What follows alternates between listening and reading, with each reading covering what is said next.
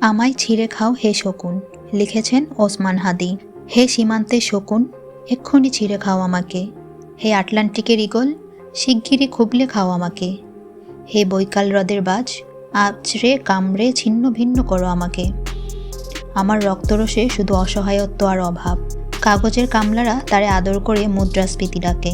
ঋণের চাপে নীল হয়ে যাচ্ছে আমার অনুচক্রিকা। সংসার চালাতে অন্তরে হয় ইন্টারনাল ব্লিডিং। কি আশ্চর্য, তবু আমি মরছি না। ওদিকে দোজকের ভয়ে আত্মহত্যা করবারও সাহস পাই না আমি। খোদাকে বললাম আমি মরতে চাই।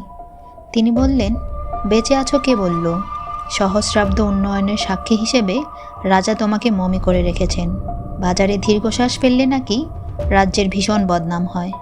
রাজারও মন খারাপ হয় খুব। কোতোয়ালরা ফরমান জারি করেছেন, আমাকে সারাক্ষণই হাসতে হবে, নইলে দেশি কুকুর ও বিদেশি মাগুরকে একবেলা ভালো মন্দ খাওয়ানো হবে আমার মাংস দিয়ে। নিত্যদিন ব্রয়লারের ভুঁড়ি নাকি ওদের ভাল লাগে না। অথবা আমাকে ভাগ দিয়ে বেচা হবে। মানুষেরও তো মানুষ খাওয়ার স্বাদ হতে পারে, তাই না? ভাগ্যিস তা বিদেশি সুপার শপে বিক্রি হবে না। দেশি মানুষেরই তো হক বেশি আমাকে খাওয়ার। এই দোজকি যখন নিয়তি, তখন আমি উদাম হয়ে ডাকছি দুনিয়ার শ্রেষ্ঠ মাংসাশী বিহকদের, হে ঈগল, চিল ও ভয়ঙ্কর বাজেরা, হে সাম্রাজ্যবাদী সাহসী শকুনিরা, তোমরা F-35 মতো, MiG-29 মতো দল বেঁধে হামলে পড়ো আমার বুকে।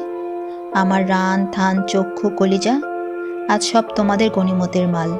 দেশি শুয়োর খুবলে খাওয়ার আগেই আমার ইচ্ছে মতো ছিঁড়ে খাও তোমরা।